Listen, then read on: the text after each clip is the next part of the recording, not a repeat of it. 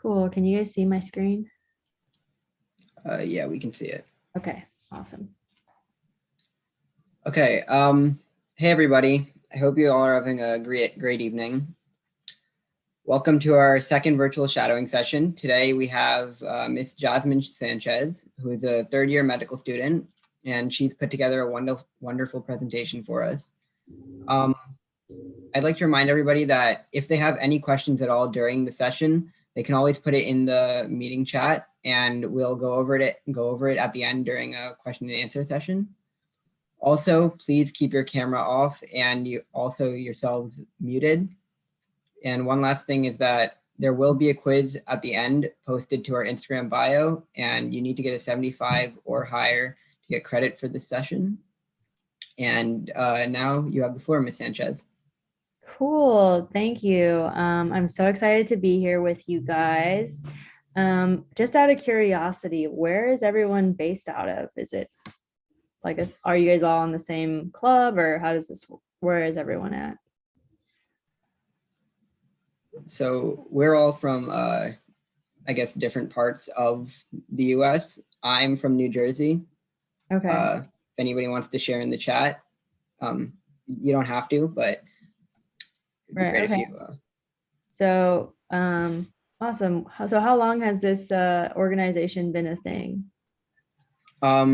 So we started about 2 weeks ago, and last week was our first session, and this week's our second. Okay, awesome. Fairly new. Just wondering, because usually I've been doing presentations for like high school organizations, so everybody goes to the same high school, but then I'm starting to hear more about these programs where everyone is, participating from different parts of the world, which I think is super awesome. And it's something that's brand new because of the COVID pandemic. So super, super cool. But I'll start talking about me now. So my name's Jasmin Sanchez. I am a current third-year medical student at the Indiana University School of Medicine. I'm originally from Southern California. I was born and raised there and went to undergrad out there, which I'll talk more about, and then ended up here in Indiana somehow, some way. So this PowerPoint is going to be short. It's like a 6-slide PowerPoint, just kind of diagramming how I ended up here in Indiana as a third-year med student, and some other little tidbits that I can give you guys as pre-meds to help you on your journey. But mostly this time is going to be for you all. So if you have any questions or if you want me to talk more about certain things, I'm so happy to do that. There's so many things we can go over, but I'm going to totally leave that up to you guys. So MedLife Experience is technically what my Instagram and YouTube account is under. I have both. I started them in May of last year, so almost a full year of putting up videos for MedLife Experience. On my YouTube channel, I have videos on the rotations I've been on, so family medicine, surgery. I have an upcoming neurology video. I have video on like the COVID vaccine and all kinds of fun stuff. So definitely check that out if you want to know more details about life as a third-year med student on a specific rotation that you're interested in. I have one on psychiatry too. The only ones I don't have up yet is neuro, OB-GYN, and then pediatrics. So those are also up and coming.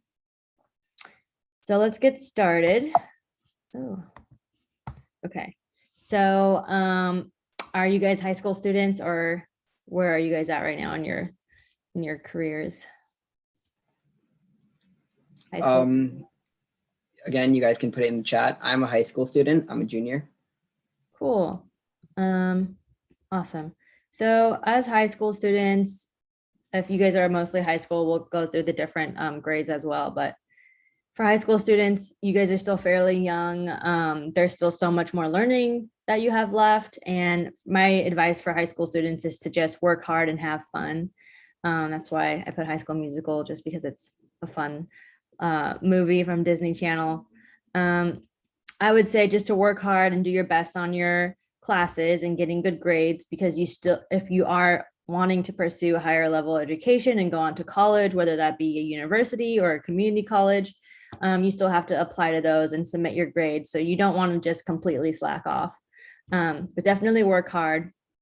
And then go to your football games and go to your proms and, participate in stuff in high school, because most of the time you're going to make friends in high school and everyone's going to go their separate ways, or most people will. And so you don't really get that time back with your high school friends. That's been my experience.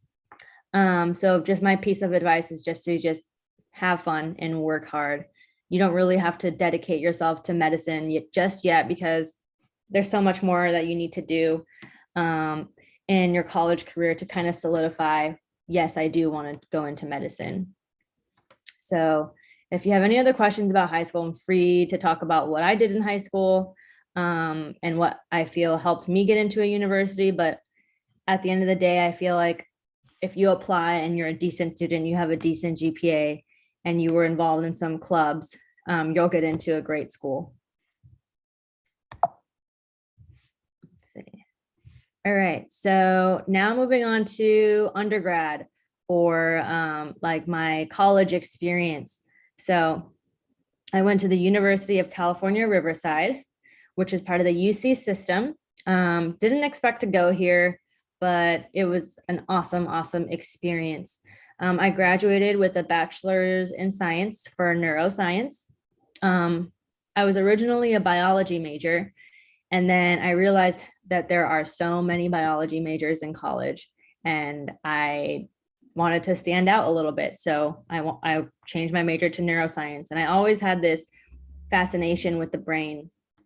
So neuroscience was a good pick for me because it had some science core classes in there, like organic chemistry and biology.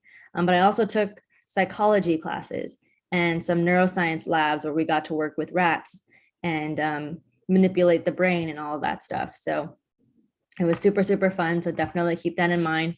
You don't have to be a strict biology major. You can actually be any major you want and still get into medical school. So it'll actually be unique if you don't have a biology major applying into medical school. Not saying that you don't want to do biology, because perks of being a biology major is that most of your classes that you are required to take for graduation, those are like going to be a lot of the same classes you're going to see in medical school. So like I never took pharmacology, I never took anatomy or immunology. And so when I went to med school, I was learning all of those things, but this was the first time I saw it. And then if I would have taken it in undergrad, maybe I would have done a little bit better because I would have already seen it, but it's definitely okay. You'll learn it either way. So I have a picture here of, a bunch of students, and it says ASPB, Campus Entertainment. So this was something unique I thought was pretty cool about my application as a medical student, and something that interests me. So this is kind of like ASB of your high school. It's like Associated Student Body. And I'm sure something on every campus has something similar to this, but essentially I was part of the concert committee, and UC Riverside throws concerts, like so many concerts. We have one for homecoming. We have some in the summer called Heat, in the spring called Spring Splash, in the winter called Winter Solstice. And we have these major artists come, and we have like Ferris wheels and food trucks and games, and everybody comes out after finals, and we just all have a good time. And so I was part of the committee where we got to help organize these concerts. And just for reference, we had like Omarion come, we had DJ Snake, we had Tyga, we had Chance the Rapper, just like a couple of big name people. So it was a really big thing for UC Riverside, and I got to be a part of that. And I'm bringing this up because as a pre-med, you don't want to just take, like pre-med clubs. You don't want to just do everything like biology and medical related. You want to do something that's not medical related. That will look super good on your application, because it'll show that you're a well-rounded applicant, that, hey, Jasmine's not just interested in research and science. She's also interested in music, and she's interested in interacting with people, and it just shows that you're well-rounded. So if you have an interest in something that's not medicine, don't feel like you can't do that. definitely dive into it and do something like that, because it's going to make your college experience so much better. I mean, who wants to do science all day, every day? Not me. So it'll make your college experience better, and it'll also help you to get into medical school. And then going off of that, I did do research. Research was a big part of my application, and it's a big part of most applications. Medical schools do not require research, but it is highly recommended. So I say if you have the chance to do it and it interests you, definitely do it. So that's the picture I have of me here in the middle. And I did some research, and I got to present at a symposium, and I got to apply for a grant and get money for my lab. So it's a good experience. And I was in this lab for 3 years, 3.5 years. If you could do it for all 4 years, that's even better. I will say, though, that I've had friends who have gone into medical school with zero research. And I say, research is not for everyone, but if you're going to go that route, I recommend you do something called scribing. And if anybody knows what scribing is, it's essentially where you go in and you apply to be a scribe. It's a job. So you have hours that are set, and you're getting paid for it. And you essentially work with the doctor one-on-one, and you follow them around and write their notes, and you learn all this medical terminology, and you get to shadow at the same time, and you get to get paid for it. And so it's really, really helpful, because you're seeing firsthand all of these things, all of these diagnoses and all of these diseases, and you're seeing the doctor interact with patients. So I feel like that's a really good opportunity to take if you're not going to do research. However, some pros and cons. So if you're doing a scribe, if you're going to be a scribe, that's a job. So you can't like go in whenever you want. You get set hours, and you can't call off, because that looks bad, right? So it's less flexibility, but you get paid. But sometimes, like my friend who also did the scribing, she like had to sacrifice a lot of her sleep. She had to sacrifice a lot of her like Friday nights. Instead of going out, she was working at the hospital.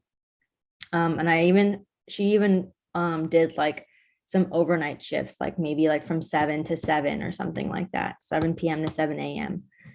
So it just depends how you want to make your schedule. For research, some pros and cons. You make your own schedule. So when I was in research, I got to go in whenever I wanted, whenever it worked for my schedule, and whenever it was, I had a gap in my schedule, I would go in and do research. I can come in on weekends. I can come in on holidays and do research whenever it worked best for me.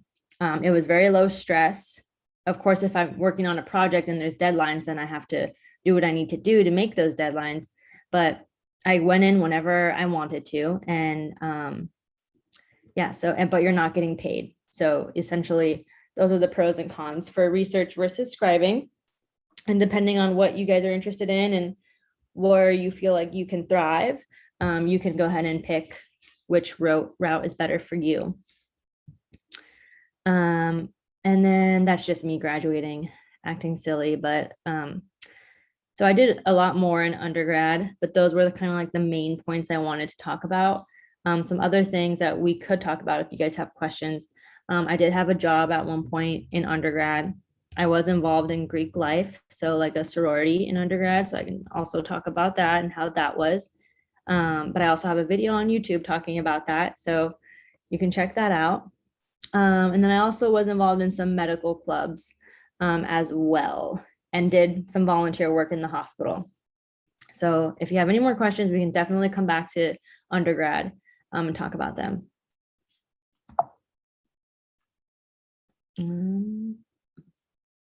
All right, so after graduating from medical school, from undergrad, I got into medical school. So I did not take a gap year. So in order to not take a gap year, you have to take your MCAT and apply to medical school during your undergrad. So I didn't mention this, but my junior year of college, I took the MCAT and applied. So I didn't have to take a gap year. So that means when I graduated as a senior, I went straight into high school. I went straight into medical school that fall. So if I waited and did that after I graduated, I would have had to wait a whole year, and then started a year after I graduated. So it just depends what your goals are. So some people, most people, I will say, take gap years.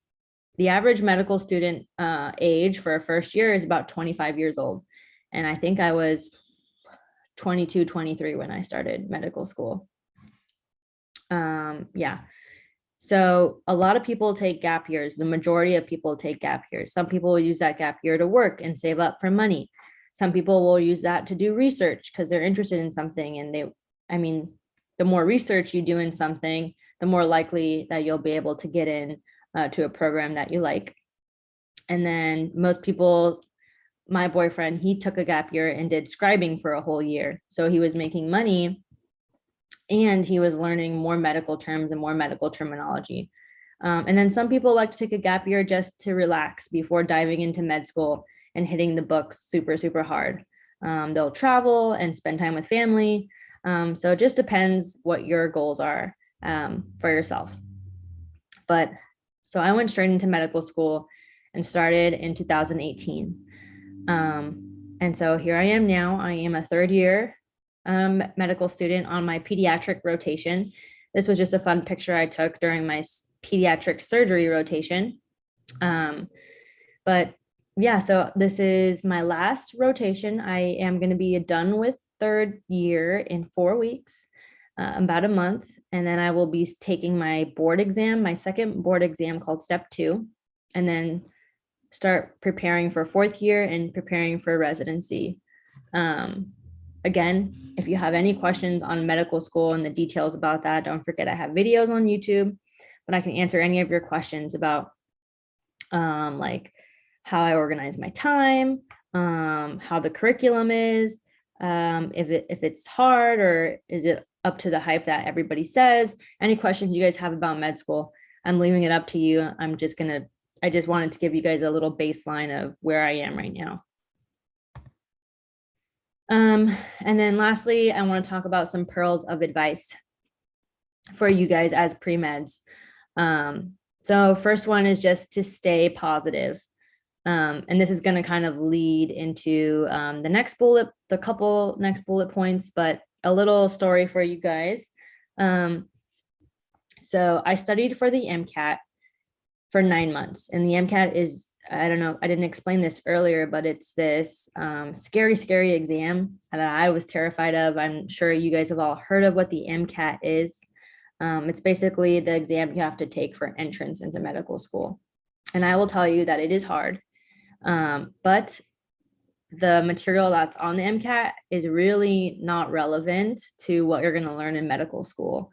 On the MCAT, there's some physics on there, in depth and in detail.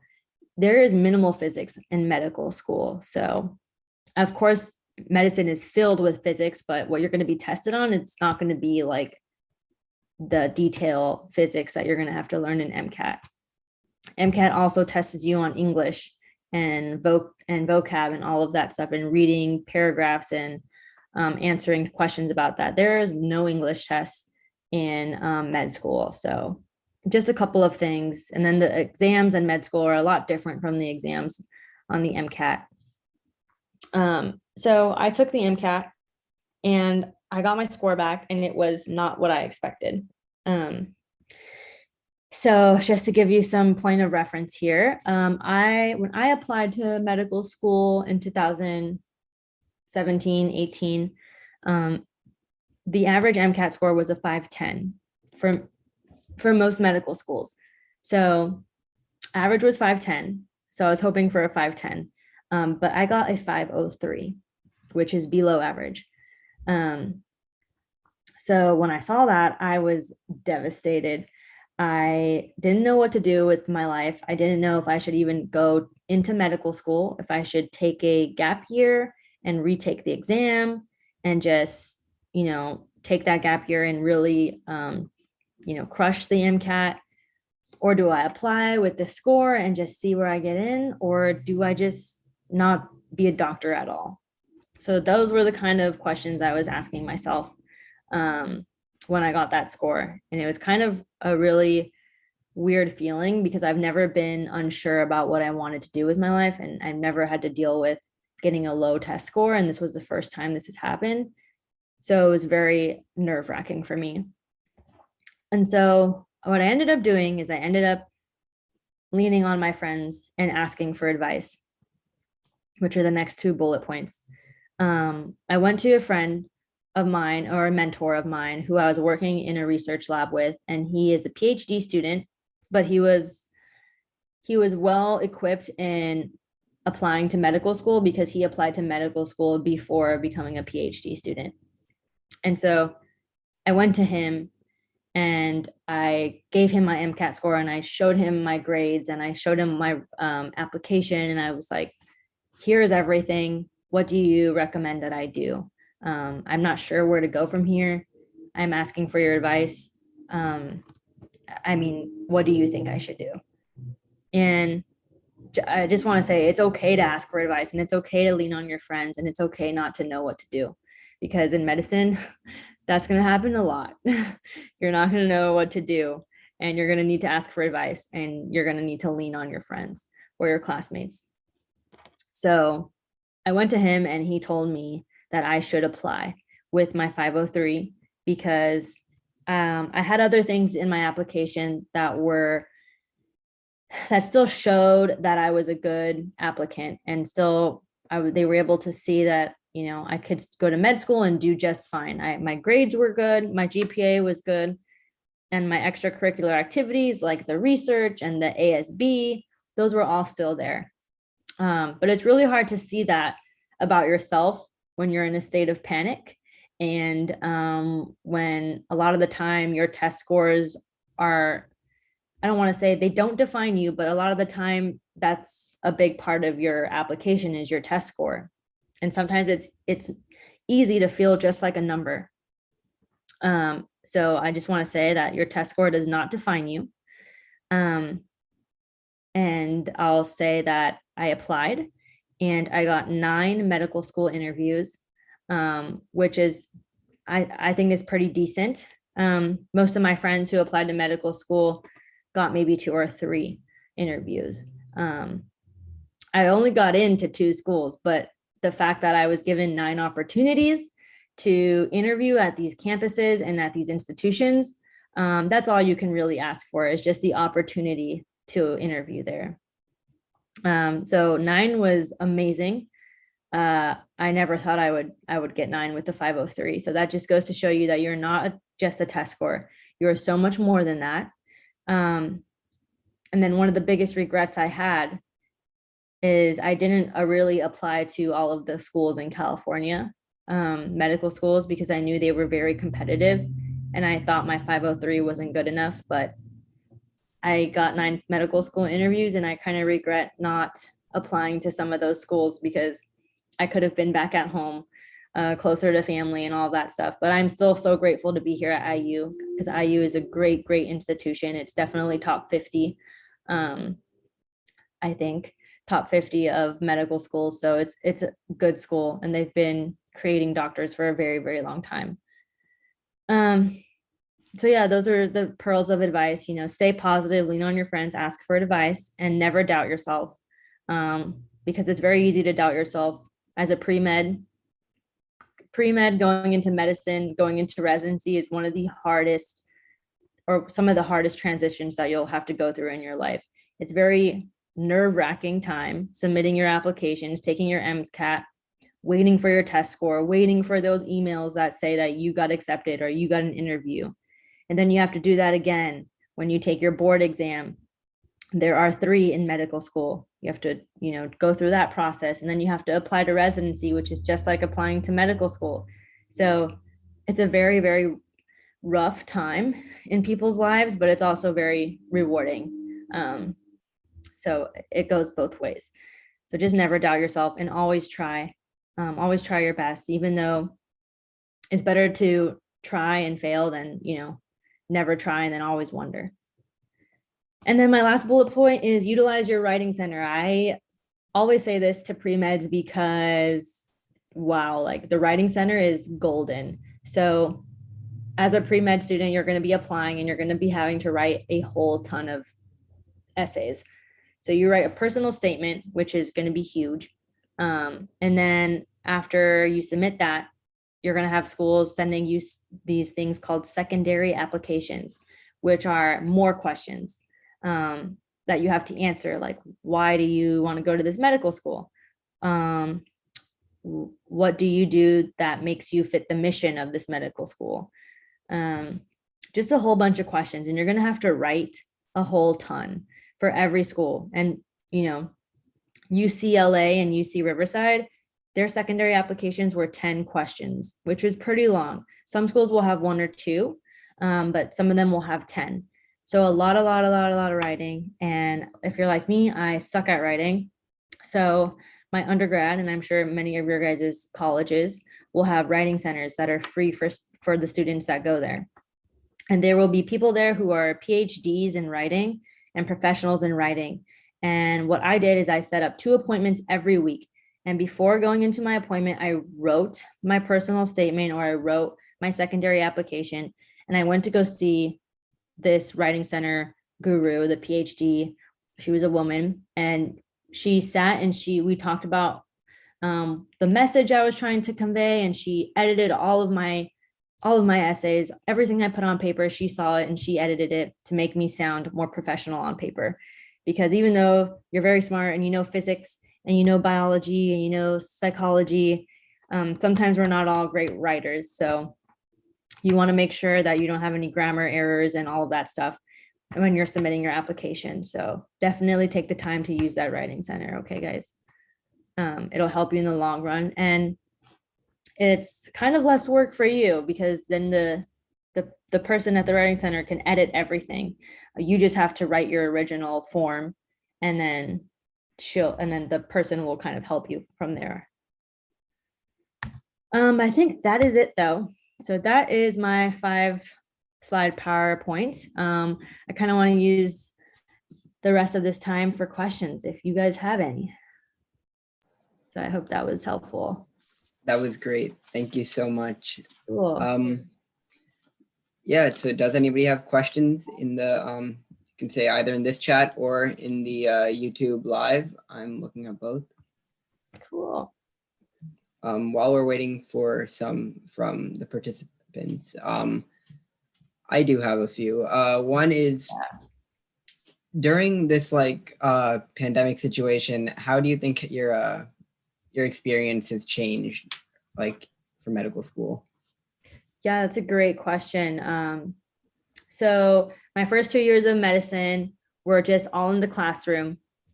And then right after my second year of medicine is when coronavirus hit the world. And that was when we were going to start going into the hospitals and actually working with people. So it actually hit right before my first board exam. And it was horrible because my board exam kept getting canceled, and it kept getting postponed. It got postponed, I think, 2 whole months before I can take the exam. And I had to fly to California and drive 3 hours from LA to take this exam. Because if I didn't do that, I would have kept waiting, and it would have kept being postponed. And the board exam is a really big exam. It's essentially everything you learned for the first 2 years. So to keep studying that for like months and months, it's torture. So I needed to just take the test and get on with my life. So that was the first thing that impacted me personally and a lot of my classmates. And I'm pretty sure a lot of medical students around the world. The other thing is that our rotations are cut short this year. So the med students who are a year below me, they have regular schedules. But for us, our year, all the rotations were cut very, very short. So anesthesia and radiology, those got cut the most. They actually got cut and moved online. So that sucks for people who want to do, anesthesia and radiology. But we had to do that. And then the other rotations, so like surgery is originally an 8-week rotation that got cut to 6 weeks. let's see what else. Family medicine, I believe, is 4 weeks, and that got cut to 2 weeks. Same thing with neurology, psychiatry, OB-GYN. It was originally a 6-week rotation that got cut to 2 weeks or 2.5. So the thing about that is that we are rotating through these rotations very, very fast. So that means we have less time to study for the shelf exams. But I mean, the school did a very good job in coordinating all of this in a pandemic, and making sure that we graduate on time, because that's the main goal, right? Is, to do medical school in 4 years and to learn everything you need to know, which is what IU was able to do. And I'm super happy and super proud of them for making our schedules so well. And then there are other students who are higher up from me who got affected from COVID. So there is no graduation. It's all online this year, which really sucks for the 4th years this year. Match day, which is like the big day where you find out where you're going to residency, and you open up the envelope in front of all your classmates and you find out like where you're going for the next 3 to 6 years of your life. That used to take place in a big auditorium with your family all around you. That got moved to online. So you just got it in an email, which really, really sucks in my part. And when I think, and then interviews this year were all online for residency, which is a good thing because then you save money on flights and hotels and all of that. But it's also a bad thing, I feel like, because you don't get that personal interaction with the professor or the doctor interviewing you. You don't get to meet the residents and see if you mesh well with them. So just pros and cons. And I mean, in medicine and in life, you just have to work with what you have and try to see the brighter side of things and know that everything will work out in the end. So hopefully for my year as a 4th year, things will kind of work themselves out. I know the vaccine's getting promoted and distributed, so we will just wait and see what they decide to do for our year. But yeah, good question. I think I see one in the chat too. So what classes do you recommend taking during high school? That's a good question. I've actually been getting a lot of DMs about AP classes and which ones are better to take. So just prefacing this, I took AP World History, AP Psychology, AP, whatever that math was, AP Statistics. What is it? Is it statistics? No, it was it's like AB and then BC. Oh, calculus. Yeah, calculus. I took AP calculus, AP chemistry. The only one I didn't take, I think, was AP stats, AP physics, and AP English. So with the classes that I took and the major that I was in, my AP chemistry and my AP calculus didn't help me into take less classes. So they correlated as credits, but I still had to take 3 math classes. I still had to take psychology classes, and I still had to take like all of my science classes. So there was no way of getting out of those. The only one that actually made a difference is AP English. I didn't take AP English, so I had to take 3 years of English. But my friends who took AP English in their high school, they only had to take 1 year of English. So that was the only class at my institution, in my personal experience, that actually made a difference.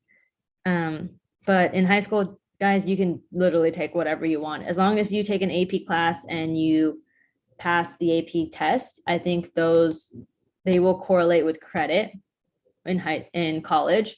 It may not get you out of taking that class in college, but you'll have the credit for it. And you need a certain amount of credits to graduate, right? So if you have extra credits coming in, you can, graduate a little bit early if you want that. So totally up to you and what interests you. So a follow-up question to that, at our school, I don't know any others, but next year, for the first time, our school is offering organic chem as a class. It's like after like you have to take AP Chem to take it. And I know that like organic chem is considered like one of the hardest sciences like that you can take. And it's also like a big GPA tanker. And because so many schools are becoming test optional, so they're weighing GPAs a lot more. Like, do you think that the experience of taking it as a high schooler, so that when we get to college, we might have like more of a background in it? Do you think that like is enough to constitute taking the class, even if it will tank our GPA? So is it AP organic chemistry or AP chemistry? It's organic chemistry, and it's not weighted at an AP because it's the first year that they're offering it. They're only going to weigh it at honors. Okay. So I didn't have the chance to take organic chemistry. I just took AP chemistry and I got a 1 on the AP exam. So it didn't matter because I still had to take chemistry in undergrad. So, and I learned it there. So for AP organic chemistry, that's really unique that your school's offering that, because that's definitely a college level class and it's very hard. I'm not sure if they're planning to teach you at a college level or just teach you organic chemistry at a high school level. But since it's the first year and they're only offering it as honors, does that mean that it's going to have less weight on your GPA? It will have less weight, but it will be they're supposed to like be teaching it at a college level, and it's not supposed to give credits. It's basically just to give us a background so that when we do take it in college, it will help. So a lot of people did fail organic chemistry because it is so hard, and the professors, at least at my college, some of them were good and some of them were not good and some of them were super hard. I didn't fail any. And I know a lot of people who didn't fail any, but I also know a lot of people who failed organic chemistry. And I will tell you that the people who failed organic chemistry are no longer like in the science field anymore, because I think they realized that it's not for them. And the people who didn't fail were the ones who were always science bound, if that makes any sense or any difference. I guess it just depends on, again, your goals. So if you don't take it, it's not going to look bad when you apply to colleges.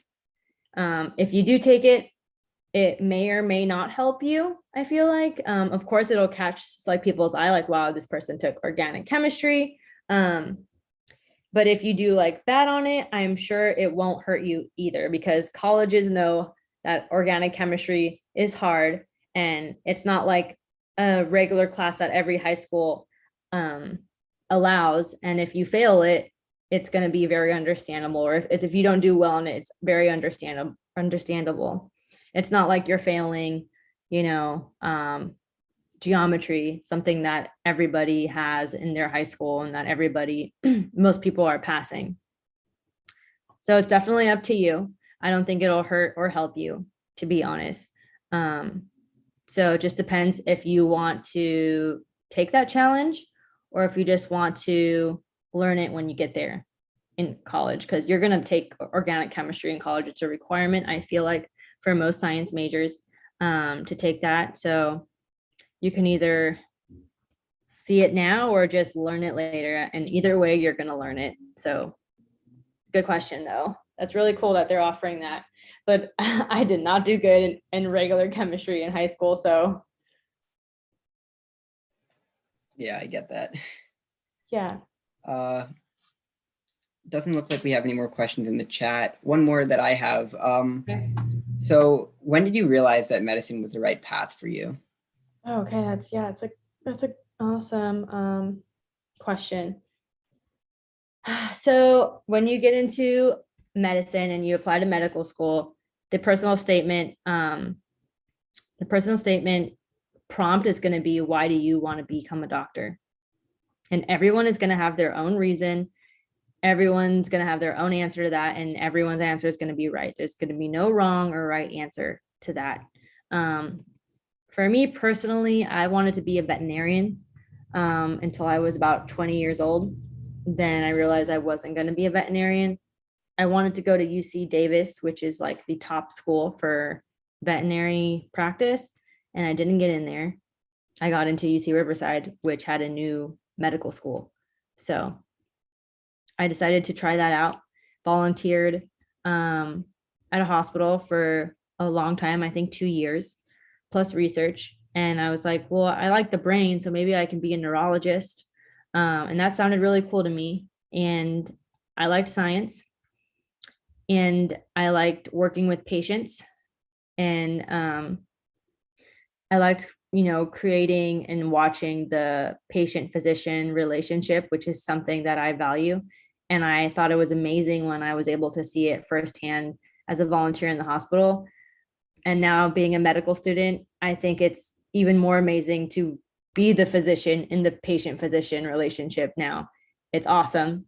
There are a ton of things that I realize that I love about medicine now as a medical student, which, it's really hard to see as a pre-med and as a first and second year medical student when you're like just studying all day and you're never interacting with patients. It gets hard to kind of realize that this is what you want to do. But as a third and fourth year med student, when you're out in the wards and you're actually doing what you thought you loved and what you came to do, it's a great feeling. Another thing I love about medicine is that you are always going to be learning. And you're kind of like on this level playing field, not only with residents, with med students, with attending doctors, and with your patients, because you're all learning and you're all on the same page. And I love the educational aspect of medicine.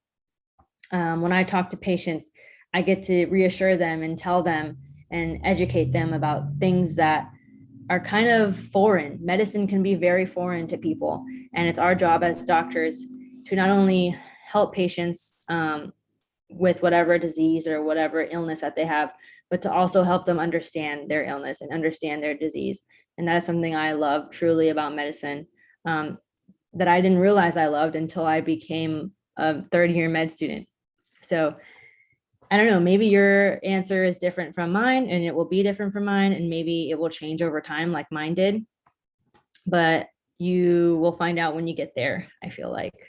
That's a good question though.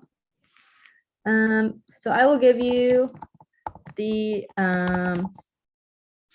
that's the title of my channel. It may be, you can also look it up as Med Life and then space experience. And there's also an Instagram, which is the same thing, Med Life Experience. And then I will give you guys my email. If you ever have questions or need advice, I would love to answer them and help you guys in whatever way that I can, because if it's something that I can tell you guys is it's very hard to get into medical school and to be where I am today. And I realize that. And so one of the things that I always try to take with me is that, you work so hard to get where you are, and you really push yourself. And then once you get there, you can't forget about the people who are behind you, who are trying to do what you're doing. You definitely have to look back, take the time to look back and help those who are trying to be where you are. For me, I know how hard it was, so it's really easy to do this for you guys. For me, it's one of my passions, is to help people get where I am, just because I know it's a difficult road. So don't forget about the other people when you get here, guys.